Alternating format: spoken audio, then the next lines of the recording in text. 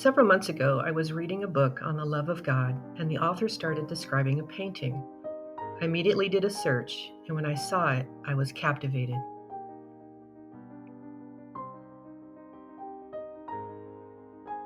The painting is Rembrandt's The Return of the Prodigal Son. It's obviously inspired by what we call the parable of the prodigal son. And I say inspired because it's only one moment, one scene. But it isn't really a moment from the parable, it's a reimagined moment. There are differences from the actual parable. But for me, that's what makes it so special. The parable is in the back of my mind, but the painting forces me to see with new eyes. If you haven't read the parable or can't remember the details, take the time and read it now.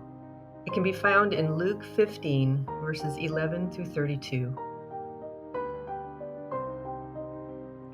I intentionally haven't done a lot of research on the painting. At some point, I'll dive deeper into the history, but for now, it still brings new points of reflection and meditation.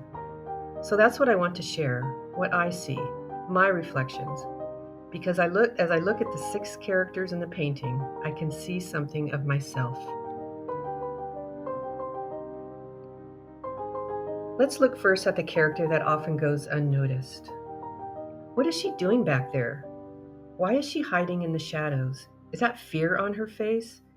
Why doesn't she want to be closer to this amazing act of love and mercy? Why do I hang back? Why sometimes do I prefer the shadows? Why is it easier to hang back rather than risk being involved?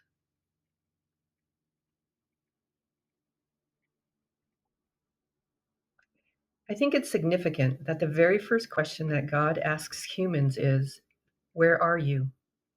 Go back to the first chapters of Genesis. Humans were created to be in right relationship with both God and each other, working, creating, living, flourishing, all side by side in God's garden temple, God's very presence. But humans bought into the lie and they grabbed for control and took that first bite out of independence. With one act, those beautiful right relationships were shattered. And what happens next? Genesis 3:8 says, "They heard the sound of the Lord God walking in the garden at the time of the evening breeze, and they hid themselves from the presence of the Lord God among the trees of the garden." They hid themselves from the presence of God, and hiding has been a part of the human experience ever since. Genesis goes on to say, "But the Lord God called to the man and said to him, 'Where are you?'"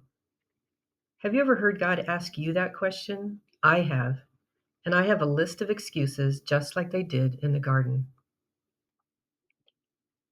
Where are you? Well, you made me an introvert, so I'm just going to stay home and do things by myself. Do I really need others? Where are you? Well, that's not really my gifting. I'm sure others can do it better than me. Where are you? I'm getting too old. I'll leave that for the younger people. Where are you? That's too much of a risk. I can't take the initiative and no one invited me, so I'll just stay here in the background hiding behind this safe wall. How do you answer that question? I don't know what Rembrandt had in mind when he painted this character, but thinking about the parable, I wonder if she missed the big celebration because she was too afraid to step forward and join in. Next time I look at the painting, I may see something different, but for today, I hear the question, where are you? What about you? Maybe look up the painting and spend some time with the character. What does she represent to you? Next time we'll stay on this journey through the painting and take a look at another character.